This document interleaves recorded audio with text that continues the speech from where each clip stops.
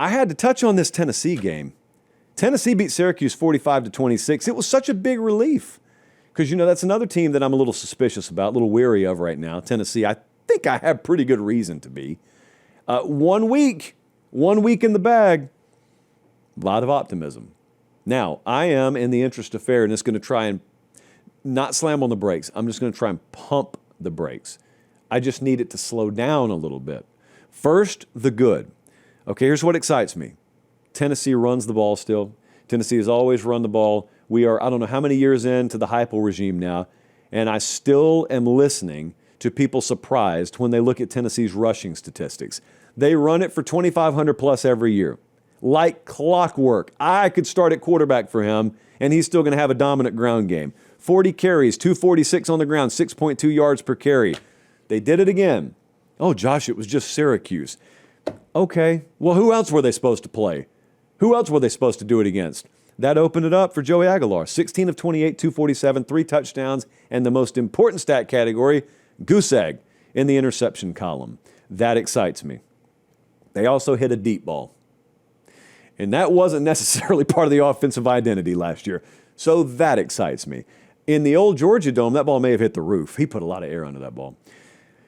God bless you. I would just pour one out for the Georgia Dome. So those things excite me. They should. Here's what I also noticed. They gave up 7 explosive pass plays. Now, they played a ton of guys defensively. I looked at the participation chart, and I thought it was a typo. They had 21 different players register a tackle. So that could be a false alarm. It could be they just rotated a lot of guys. That's part of what they're doing early in the year to try and be healthy and be fresh later in the year. That's why it's not a weakness. It's just a question mark. It's a yellow light. It's not a red light.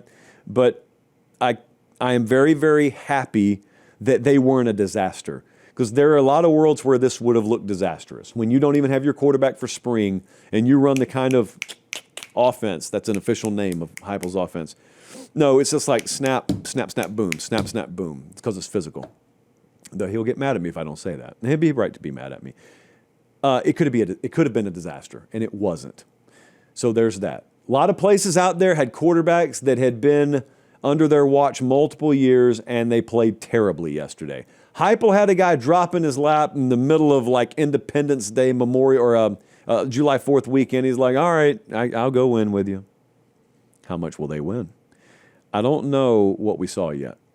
This is the standard rule in week 1. See my index finger nervously tapping? I don't know what we saw yet. I know what the score was. I know that I watched the game. Is Syracuse terrible? Are we building false confidence? Is Georgia going to undress them in a few weeks? Are they going to take Georgia to the wire in a few weeks? Is Fran Brown going to go on to be a surprise contender in the ACC and make you look back in even more impressive a fashion at this week 1 game? We don't know. Still don't know. 4 quarters in the bag. Still a lot we don't know. But I do know Josh Heupel knows quarterbacks. I do know he knows offense. I know they need to get healthy.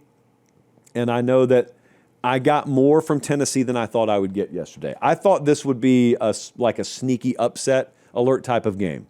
I took Syracuse in the points. That lost, thankfully, for Tennessee.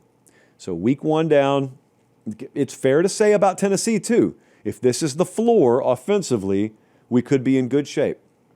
There was a little drop-off defensively. There should be. They lost good players. There should be. Just don't fall off a cliff. That's all we're asking.